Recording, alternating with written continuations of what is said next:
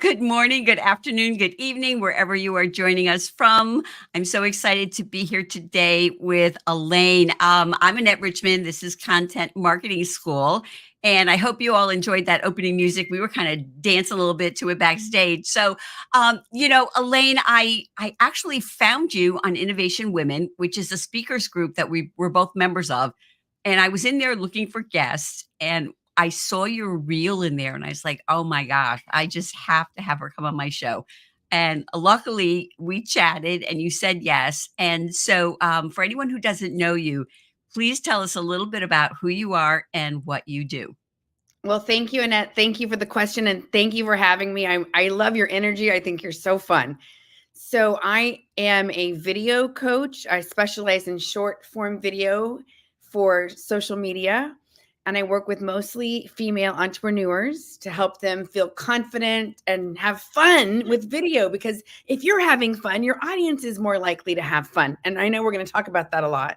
And I'm also a speaker and a comedian and a best-selling author. So jack of all trades, lots of different things going on.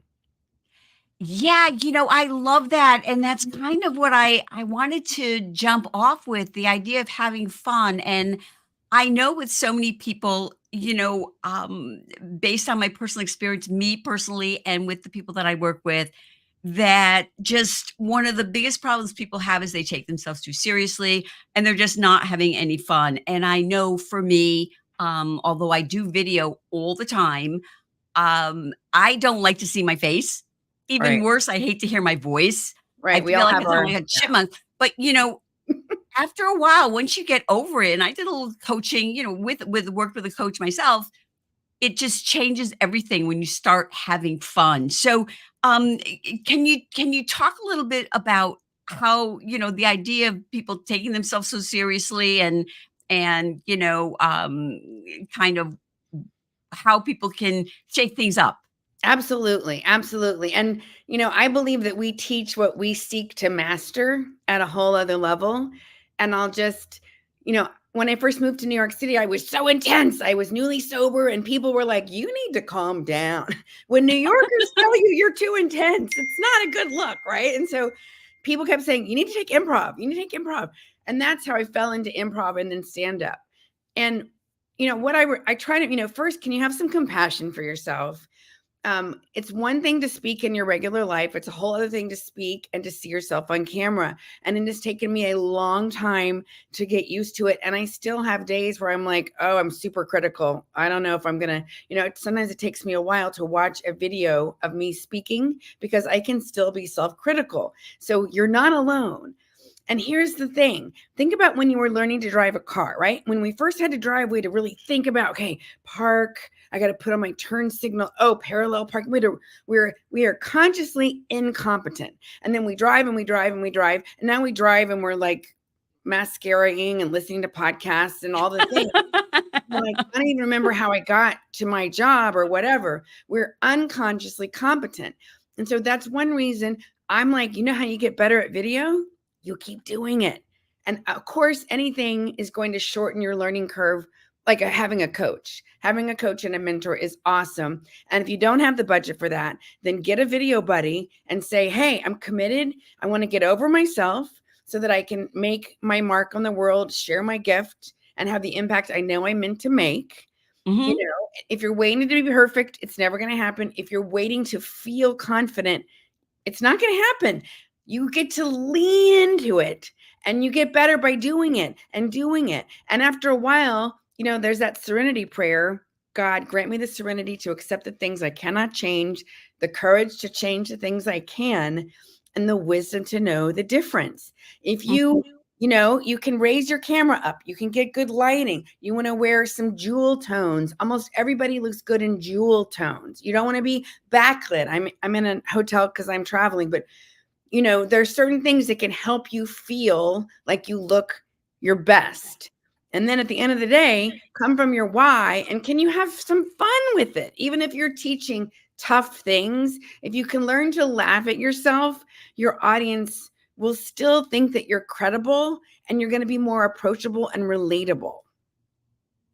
Yeah, I love that. It's one of the things that I learned working as a writer. The only way that you learn to do things is by doing it. And I learned Yep. way more working as a magazine writer than I ever learned In studying school. writing in school. Yep. And it Yep. is so true. The more you do it, and people find that hard to believe, but it is so true. When you just do things over and over again, you stop thinking about it. And I Yep. know Yep. it is true. I love that you brought up the idea of the message because years ago, when I first started speaking to different groups, I heard a speaker coach, presentation coach. And one of the things that has always stayed with me was her saying, when you're speaking, whether I'm if in person and now on video or wherever, people don't care what you look like. They're not looking at you. They're not looking at me and saying, damn, maybe she should lose a few pounds, or, oh, maybe that hair color doesn't work for her. People are just, they're not looking at us. They don't care what we look like. They don't really care the sound of our voice, as long as the sound itself, is decent. It's all about the message. Content, the message. Me- Yes. But that's so hard for I to Yeah, sorry. I get so excited. I'm sorry to interrupt, Annette. oh, please.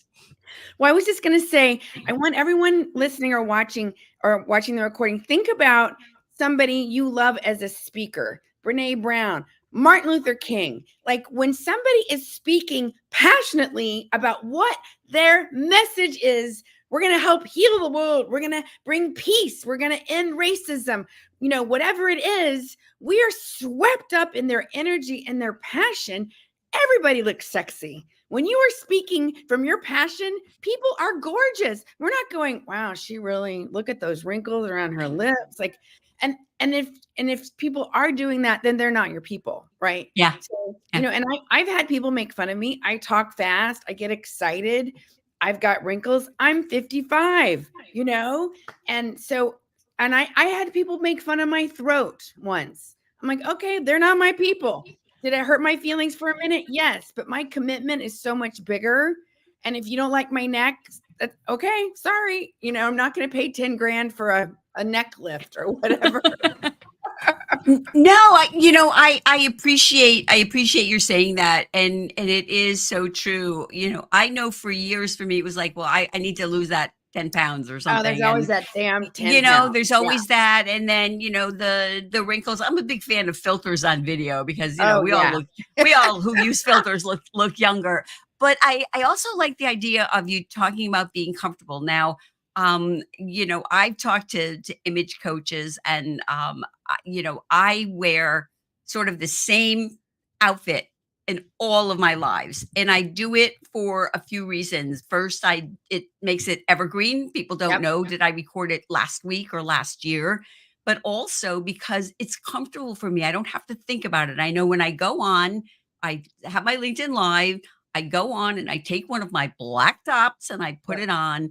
And and I think having that sort of, it's like a comfort thing where you Yep. have your little pre-routine. So do you have any tips, now that I'm just thinking about this, for sort of a pre-routine that people can go through before they do videos?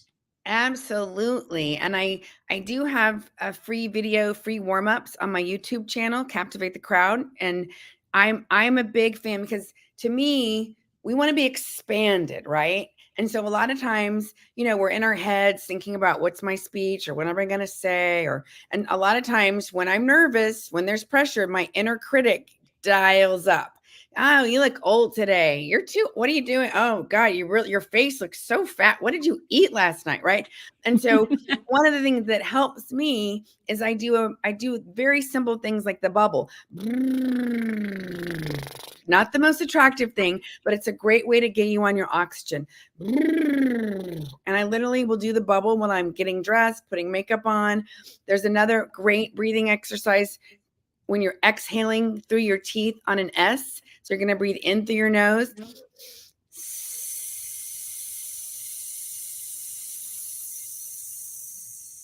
That is a famous Stow breath technique. He was a famous director who worked with polio victims and the Olympics team in Mexico City when they had to go deal with the altitude. He was an amazing guy, and I studied with one of his previous students.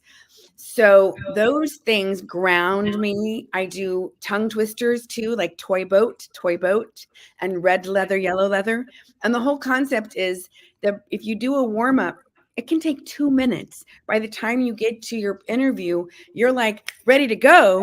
Instead of, we've all seen those speakers who start off super cold and then they get kind of fired up 15 minutes in. Well, these days, you lose people in 3 seconds. You want to start off, and then this is the other thing, put music on, but like music that you love, music that you're like, you want to dance and groove to. It can be heavy, like whatever your thing is. We all have a couple of songs that we're like, I love this song. And so I love to do that while I'm getting ready too. So I will like do my makeup and get ready and dance and do my little, and that just grounds me. It really helps. I love that you went through that and the whole red leather, yellow leather. I saw that in a movie about public speaking. It was a movie, and part of it was public speaking. I forget the name of it. It was with Julia Roberts and Tom Hanks, and Oh my God. and I forget what it is, but she's a speech teacher in the movie, and Okay. so that's one of the things. He's in her class and blah blah blah. Anyway, so I perked up on that, and I read recently that part of the thing with the breathing exercises is that it sort of calms your body, and Yep. it takes your body out of that fight Fight or or flight. flight mode, because it is a physiological thing. And thank you for saying you talk fast. I talk fast. I get excited. When I watch myself speak, reviewing a presentation or something, I hear the ums and the ahs, and and I cringe. But it's part of the way I am, because I, particularly on my live shows, because I'm so excited to be with the and talk to the guests. So and I love the dancing around too. I have a whole little playlist on my phone. They're all old disco tunes, because that was like my single days, and Woo! fun. I know we could put some on and start dancing, but that's not why people are watching us today. So Can I, you know what? May I say something to what you just said course. in that? So I love it because I would rather you be imperfectly passionate and excited and sharing your message and your story. And so, okay, so you said some knows or ums or whatever. To me, that is 20 million times more engaging than these perfectly coiffed, presented people. Now, obviously, it depends on your market. It depends on who you're. If I was going to go to Harvard, I would go to my speech. It depends on Mhm, what you're mhm. doing. But to me, I think we love people who are relatable and imperfect and connected with their passion and their heart versus these perfectly coiffed people who have it all together. Like, I think that can be so boring. Oh, I agree with you. And, I have occasionally heard people speak, or even had guests on my show who, whenever, I would ask them a question, or, it's conversational, but when I would bring up something, they would have, it almost felt like a prepared answer. Oh, So right. it was almost like when you're watching a politician, and Right. whatever they're asked, they have their talking points that they go back to. And if you're someone who hosts these shows all the time, it's so easy to feel that, and I Yes. don't know if the people in the audience watching or people listening would hear it, but it's kind of so obvious. And studies have shown, and I can't come up with any recent statistics, that people they prefer real. I hate that word authentic, but they prefer to see a Yep. real person. Yep. And that's another thing. And if you can elaborate on that, because people feel like that with video, particularly, and they feel like, well, if I flubbed or I made a mistake, that, or something I didn't say right, that it's going to put people off watching it. And the truth is that you can edit most of that stuff out, but if you are doing a video and you're saying or something, um people don't hear it, people don't care. So how do Yes. people like shift that mindset? Yes. Well, and here's the thing, it's counterintuitive. Like the minute I tell myself, okay, I'm going to go do a live or I'm going to make a video. Of course, I want to look and feel my best. There is that human need to want to look like I have it together and I am a credible expert, of course. But if I'm too perfect, people can't relate. The gap is too big. Let me give you an example. So I was working with this woman a few years ago, and she was like 5'7", this tall, leggy blonde, beautiful, beautiful, and a scientist. Just she was like beautiful and brilliant. And she was presenting, and I said, when you first come on the stage, I want you to make a self-deprecating joke about how hard it was getting the kids out to school today, or you spilled milk, or because we need to see that you're not the perfect woman, and then we can listen to you. Especially women for women. You know, there is still a little bit of the cave woman thing. If someone walks on the stage and she is so perfect and so pretty and so credible, there's a part of me that's like, can't relate, don't care. But if she can make one little joke about something that she did or getting stopped in traffic that makes her relatable and human, I'm in. And I think, Yeah. so I teach that all the time. I just worked with a client and she has a big presentation tomorrow. And I said, can you make a joke about, because she's seeing people she hasn't seen in like 25 years. And I said, can you make a joke about like, well, I've got a few more wrinkles now.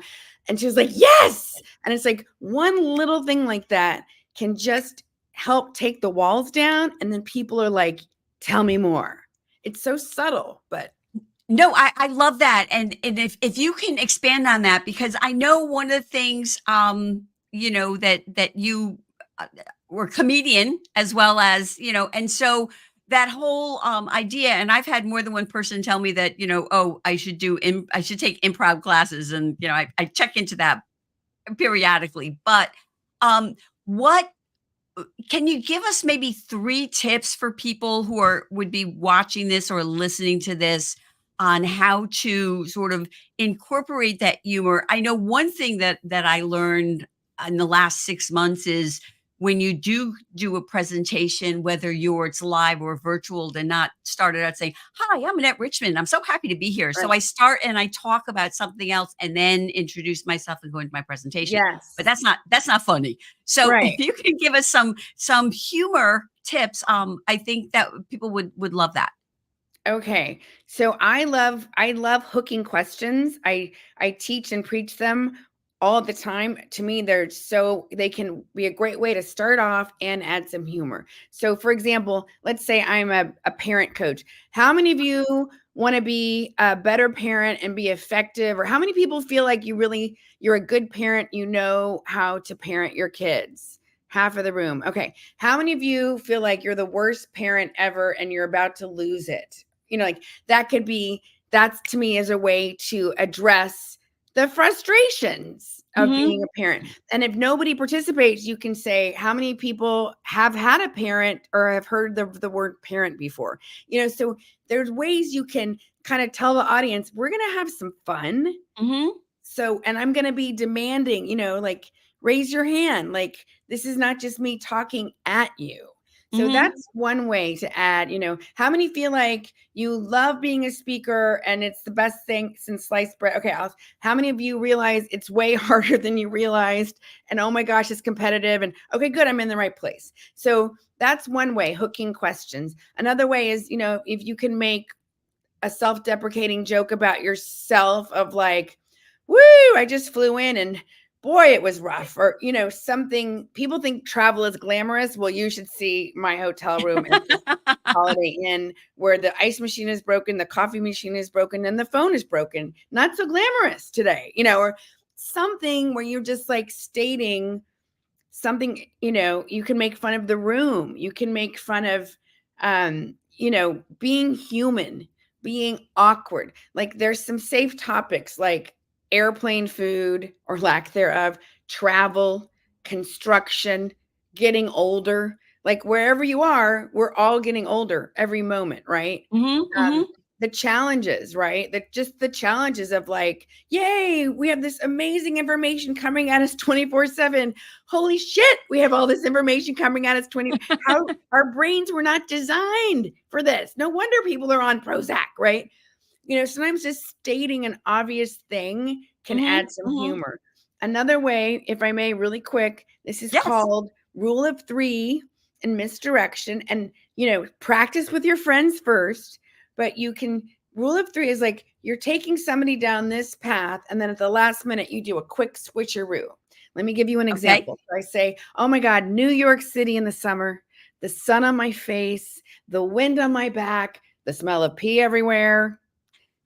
So, right. It's like I'm taking you down. Oh, this beautiful. And then we do a quick U-turn and, take that joke, use it because you can say that about any major city in America these days, right? That Yeah, just yeah. summer pee, right?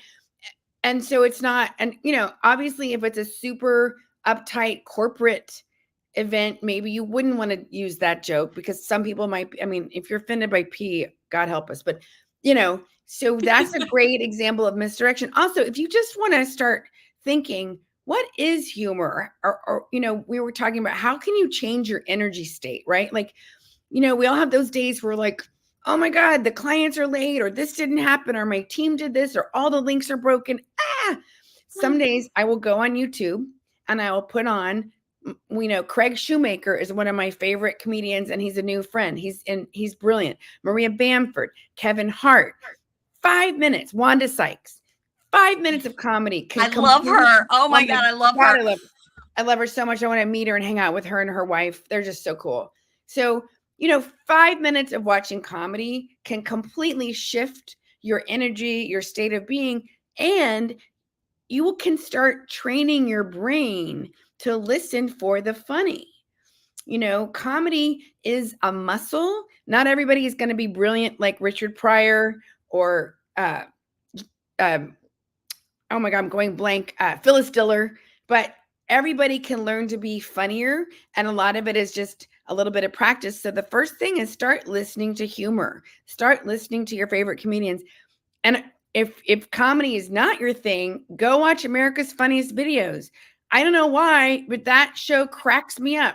It's always people getting beat up with a bat because of a pinata, or people doing, it's like the foibles of being human. But it's been around forever because it's freaking funny. So I have to ask you, and I feel that way about TikTok. I learn a lot from TikTok. There are so many people that I know, colleagues of mine, who I'm guessing are maybe in their 50s, say, "Oh, my kids tell me I'm too old." And I'm like, "Are you crazy?" It's not just like young kids dancing or grandmas dancing. There are a lot of business coaches, and you can learn A a lot. lot. There's But so much happening.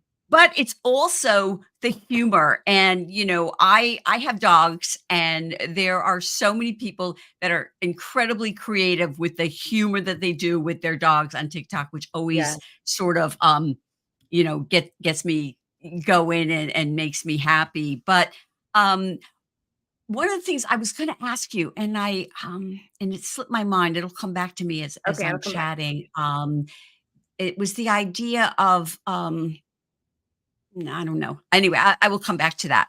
But I love the idea of thinking of, oh, I know what I wanted to ask you. So do you, because with content ideas, do you keep like something in your phone, for example, where you just jot down funny things, funny tidbits? Because I know that obviously you're not wanting to be like, at the Academy Awards where you're making people fun of people in the audience and it goes over like a lead balloon. I Oh, mean, like that poor guy, right. No, no, yeah. and here's so when I very first started doing stand-up, I didn't know how to write, and I would sit down at the keyboard in this, like, I have to be funny. I have to write a joke. And like, hello, it does. So for me, I've learned that creativity is when I'm moving, when I'm driving, when I'm doing laundry, when I'm in the shower. For me, a lot of it is right brain, left brain kind of thing. So I always have, yes, I'm 55. I always have pen and paper, but I recommend putting notes in your phone. Also, I have all my clients, I'm like, start your Google Docs. And so one of the things is if you see TikTok and somebody's talking about their mom or whatever, you could be like, okay, I'm not going to copy them, but what's my take on my mother? Or, oh my gosh, they were talking about working with this kind of client. I can talk about working with my kind of client. So sometimes it's fun to watch other people because it sparks ideas for you. What's my take on that? And, obviously we're content creators, so we want to give value. We want to educate, inspire, entertain. And sometimes it's absolutely okay to show your humanness, right?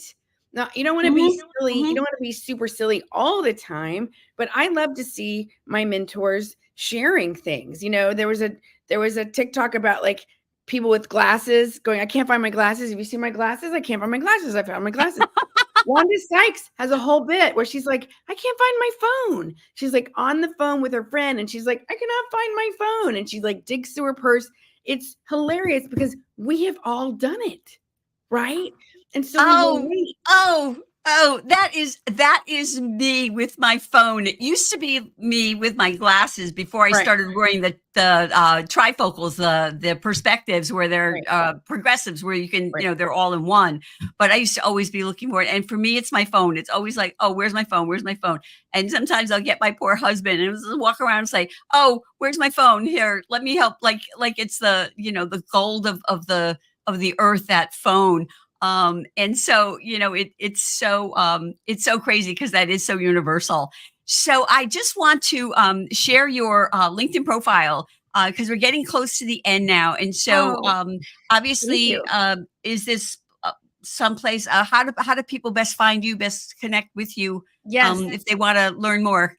absolutely. LinkedIn is great. LinkedIn right there. And then also my website is captivatethecrowd.com. And I Hmm. have an awesome short form video content guide because, when you're starting something new, it's nice to have a guide and a template just to get you started. And then you can keep going and make it your own. But it's just a great, great tool for that. And, please come say hi. I love connecting. I love speaking and I love being on LinkedIn Lives and podcasts. And Annette, I just got to see a TEDx um, Frisco in Dallas last weekend, and one guy talked about what his LinkedIn Live has done for him and his career, and it's just so exciting to see people sharing their message and sharing their journey, and then seeing where else it takes, and uplifting others and coming along, and I love it. Well, one thing that I want to mention, and then I want to ask you for, whatever final thoughts you might have, is I was just reading a study by Hootsuite on social trends, and I actually published a post with a few things from it. But one of the things that I stood out to me, and I forget the number, was like 60 something, 62 or something like that percent of people want to see brands to be more relatable. And, I I love that because so often people will say things like, well, LinkedIn's not Facebook, or, LinkedIn's not TikTok. Although I've seen some really great informative TikTok videos shared on LinkedIn because, for with great results.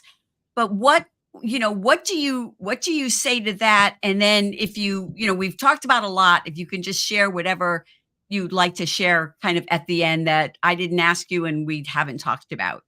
Okay. Yeah. So, to be completely vulnerable, I used to be intimidated by LinkedIn. Like I was doing my silly Instagram things and dancing and pointing, but I was like, oh, I don't know if I can do this on LinkedIn. But LinkedIn is just, this is not your mother's LinkedIn, not your mother's jeans, not your, LinkedIn is become such a cool, hip place. And I'm just starting to work with a new mentor with my LinkedIn stuff, and she says, guess what? People are bored, depressed, and lonely on LinkedIn just as much as they are on Facebook, and and so just like remembering that, yes, it's a different kind of platform, but it's a great platform, and we're all human. We're all human. And so, how can you share your value in little tiny chicken nuggets, right? Because the algorithms would rather everybody watch all 30 seconds of your thing versus half Mhm, of a 2-minute thing, right? And so mhm, I always try to, because I think what happens is we overthink, right? We overthink, and then we try to put too much in, or we ramble and just wing it. And it's like there's a mhm. nice happy medium, and it takes a while to kind of find it for yourself. But, think about, how can you give people value so that they want to keep turning in and tuning in and watching Yeah. and Yeah. becoming your raving fans. Yeah. I found that too. I script most of my short form videos. And, I script them as I speak, so it's not like I'm writing something, but it keeps me from rambling Yep. because Yep. it's so easy for people, Yes. they start talking about something and then they just sort of start rambling away, and, that's one of the things that, and I know there are some people, and I don't script like, how to, videos I'm screen sharing or something, but people say, "Oh, if I script my videos, then I'm gonna be sounding stiff and stilted and everything." But, so That's how a do they great, get over that? such a good point, Annette. I love that. So I am a huge fan of what I call bullet points. Mhm, mhm, So this is a regular script, right? So mhm. you wouldn't want to be referencing this while you're trying to talk because you're going to be. Now let me just try to find. So Yeah, what I've yeah. learned from this, I learned this from comedy. So I have learned to give me one keyword like intro, parents, married, aunt, something. One keyword for my first point, right? And then Mhm. I will write, I don't know if you can see that. Yeah. It's a little blurry, but yeah, I get it, Sorry. And and that's okay. That's it's okay. really, in No. big, big letters, you can use a marker. So I can look at the, and it's cool, especially virtual. You can have papers like on your screen. And so you Yep. can, and there's nothing wrong. Like in real life, we don't talk like this all the time because that would be weird, right? We go, oh, oh yeah, we met last year. I think it was in February. Like we look away from our person when we're having coffee. So it's okay to casually look at something and then casually look back, right? Yeah, yeah. This takes a little practice, but I love these one word key things to help guide you. And that way, I don't believe in memorizing. It will screw you up. It takes too much time. And then you're like this. When you go in your head, right? Did Yeah, you feel yeah, me leave? yeah, I left, yeah. right? So, Oh, and the audience wants to feel you. And it so I'm just a huge fan. I do these little cheat sheets and I teach my clients to do so, and half the time I don't even look at them, but it grounds me. And yeah, I used as a comedian, I'll write stuff on my hands it's a too. safety net. Yeah, it's a safety Yeah, net. Yeah. yeah. It's so true, and I will just mention you. I had somebody who I've known for 20 years on my other show, that I was doing before this, content marketing school, who I know knows their stuff. But as we were talking, and I would bring up a topic, and the person would go, "Yes, I think that," and it was so obvious, and I was so taken aback, which is part of the reason that, because I went back and forth to share questions, don't share questions, why I stopped sharing any kind of questions because people would be too prepared. And Oh, this okay. is and this is not a this show doesn't needs no preparation because it's This is not a conversation. TEDx talk. Okay. So we're past our end. I thank you so much. Any final word before we say goodbye? Oh, thank you, Annette. I just want to remind anybody watching, you have a gift and a message, and you never know who needs to hear it right now. Mhm. And nobody does it like you. We need to hear things many, many times, especially as adult learners. So go out there, share your message, share your light, because you just never know who needs to hear exactly what you have to say, and you could save a life. Well, thank you. That is the perfect way to end. Thank you so much for being here. Thank you to everyone listening live on the replay or on the podcast. And I will see you all again soon.